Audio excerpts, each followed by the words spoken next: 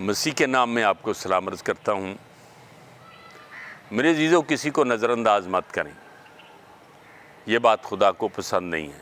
जिसको आप बहुत टैलेंटेड, ज़ोरावर, खूबसूरत और हर तरह से कामिल समझते हैं, शायद वो खुदा को पसंद ना हो।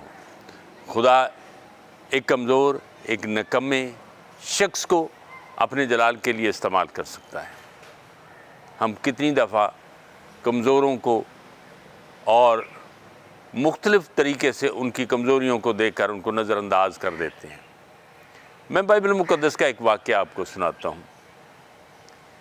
शमूएल नबी जो बहुत बड़ी शख्सियत थी, उसका विज़िट यस्सी के घर में था और ये बग़ैर अपॉइंटमेंट के नहीं हो सकता।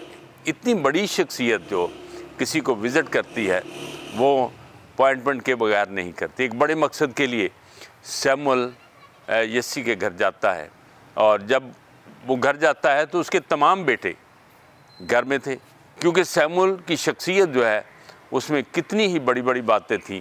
वो काहिन भी था, वो नबी भी था, वो गैबीन भी था, वो जंगी जर्नैल या जंगी क़यादत भी करता था और वो मुल्क का काजी भी था।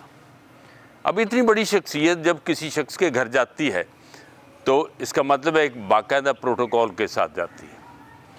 और जब वो यस्सी के घर जाता है तो शमूएल यस्सी के बेटों को अपने पास बुलाता है ताकि उनमें से एक को मसा करे। एक आता है, शमूएल उसको नज़रअंदाज कर देता है।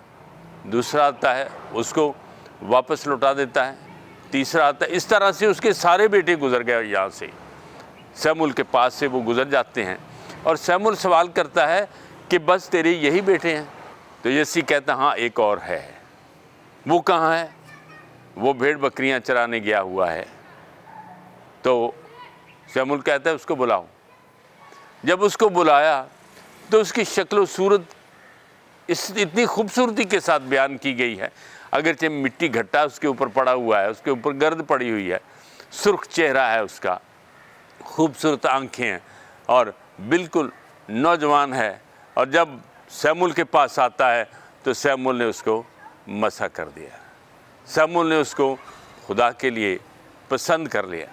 दाऊद को उसके बाप ने भी, उसके भाइयों ने भी नज़रअंदाज कर दिया था, मगर वही खुदा को पसंद आया। उसी को खुदा कहता है ये मेरा पसंदीदा, मेरे दिल का फ़र्द है जो मुझे मिल गया है।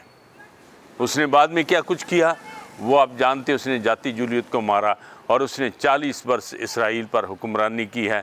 वो एक पसंदीदा और खुदा के करीब बादशाह गिना गया। मेरे अज़ीज़ों, आज इस कहानी से जो चीज़ हम सीखते हैं, हम कितनी बार कितने ही लोगों को कमज़ोर देखकर, उन लोगों को बेवकूफ़ जानकर, उन लोगों को किसी भी तरह से उनकी कमज़ोरियों को देखते हैं और उनको नज़रअंदाज कर देते हैं।